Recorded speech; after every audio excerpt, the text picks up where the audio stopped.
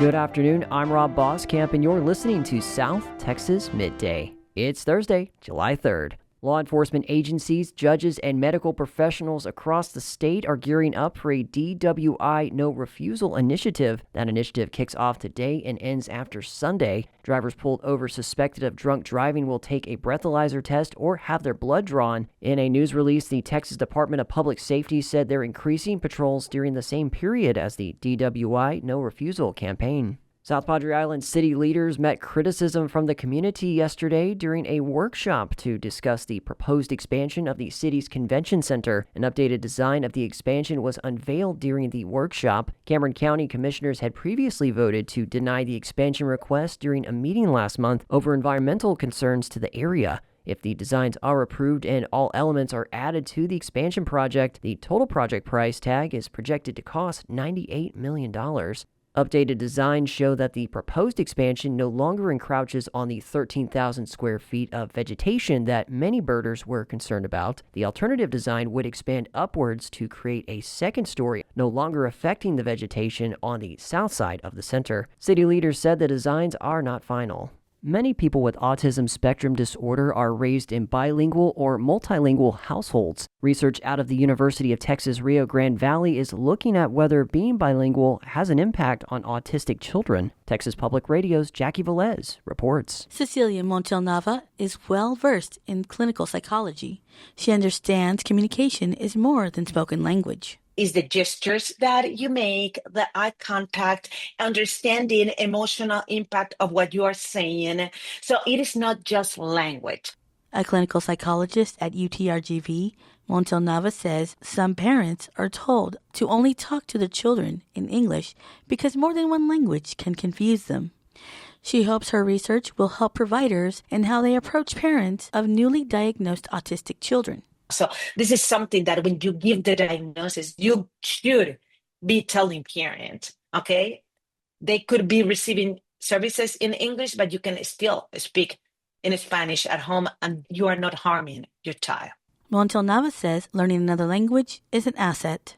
She says the outdated advice to parents not only limits the child's socialization skills, but cuts off learning their own heritage, especially in the Rio Grande Valley. And if you don't have your heritage language, how are you going to communicate and interact with your grandparents, with your extended family? So instead of improving the overall setup for an autistic individual, you are just making it smaller and smaller.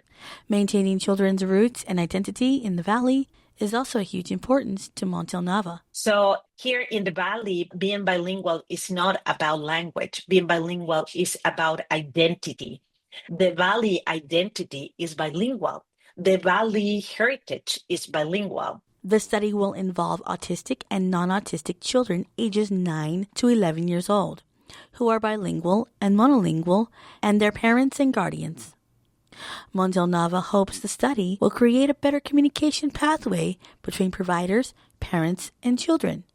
I'm Jackie Velez in San Antonio. The city of Victoria is accepting applications from organizations seeking hotel occupancy tax funds for events and programs that bring overnight visitors to town. Under state law, the city collects a hotel occupancy tax from hotels, bed and breakfast, and other lodging facilities. Revenues collected may only be used to promote tourism and the convention and hotel industry. Organizations that bring overnight visitors to Victoria, including arts, historical, and sporting events, are eligible to apply for funds. Events and programs that generate meaningful hotel night activity will be considered. Funding requests must be submitted no later than July 31st. Application form is available at victoriatx.gov/hotfunds. Applicants should submit applications via email to jnovasad@victoriatx.gov. The City of Alamo is receiving $5.3 million in state funding by the 89th Texas Legislature for lift station repairs. The current lift station on Tower Road was originally built over 50 years ago and has deteriorated beyond repair, raising safety and health concerns for nearby residents. The city's water infrastructure will be relocated and modernized, improving service to approximately 70% of Alamo's sewer network and moving the facility away from residential neighborhoods. Construction is expected to move forward swiftly once funding is dispersed. The oil and gas sector saw a slowdown in the second quarter of this year. That's according to a new survey of industry executives by the Federal Reserve Bank of Dallas. The Dallas Fed's Business Activity Index measures showed a decline in oil and gas activity since its last survey. The survey showed oil worker jobs and work hours declined in the second quarter. Oil and gas production also slowed. Executives said in the survey they expect further production declines if oil prices fall to $50 a barrel. A sweeping federal tax and spending bill backed by President Trump is moving through Congress, and from food assistance to health care, it could bring major changes to everyday Texans. The Texas Newsroom's Lucio Vasquez reports. The bill includes deep tax cuts for the wealthy, but also shifts the cost of programs like Medicaid and food assistance down to the states. That could force Texas lawmakers to either raise taxes or cut services like SNAP, the federal food assistance program. Brandon Rottinghouse is a political science professor at the University of Houston. Texas is going to have to choose whether it wants to be as generous or less generous than it has been. Medicaid is also on the chopping block. The bill is expected to cut $1 trillion in federal Medicaid spending over the next decade. Texas alone could lose up to $50 billion. Lawmakers in D.C. are expected to vote on the final version of the bill this week, ahead of a self-imposed July 4th deadline. I'm Lucio Vasquez in Houston. A coalition of civil liberties groups is suing to challenge a Texas law Governor Greg Abbott just signed that would require the display of the Ten Commandments in all public school classrooms. Houston Public Media's Andrew Schneider says these are some of the same groups suing to block similar laws out of Louisiana and Arkansas. The groups are suing on behalf of 16 Texas families of varying religious and non-religious backgrounds. Sarah Kirsting Mumm is with the ACLU of Texas. Texas schools are not Sunday schools, and we need to remember that we all have a First Amendment freedom of religion, and it's important to be protecting that. The groups leading the lawsuit also include Americans United for Separation of Church and State, a financial supporter of NPR. Supporters of the legislation in Texas, Louisiana, and Arkansas all argued that the Ten Commandments are an historical document that underlies all U.S. law.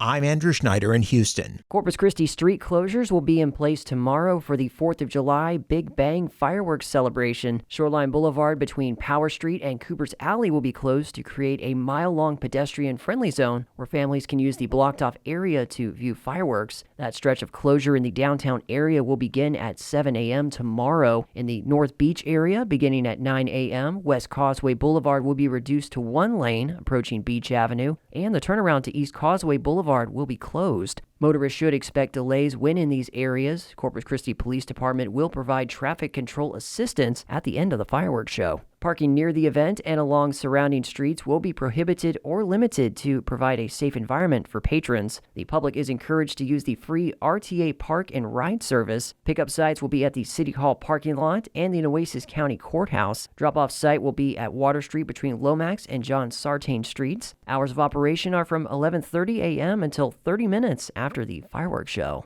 Meanwhile, the City of Victoria Parks and Rec will host its annual 4th of July celebration tomorrow at the Victoria Community Center, 2905 East North Street, starting at 3:30 p.m. The free event will include a car show, cornhole tournament, inflatables, food trucks, live music, and a fireworks display. Live music will begin at 4 p.m. with Trey Jameson, followed by Pat Matula and the Lone Star Playboys at 4:45. Chris Zuber Band will perform at 6 p.m. and Rewind Texas closes the night at 8 p.m. Ice chests will not be allowed, but food and drinks will be available for purchase from local vendors. The fireworks show will start at 9:30 p.m., launching from the Victoria Community Center's Adult Sports Complex. Several Crossroads cities will host cleanup events after the 4th of July holiday. The city of Edna will host a 4-day cleanup event for residents from July 8th through 12th at 404 North Kleas from July 8th through the 11th. Drop-off hours will be from 8 a.m. to 5 p.m. On July 12th, residents can drop off items from 8 a.m. to noon. Residents must show a valid ID. Contractors are not permitted to participate. The city of Ganado will also host a community cleanup on July 12th from 9 a.m. to 4 p.m. at the Ganado High School football field parking lot at 800 West Sutherland.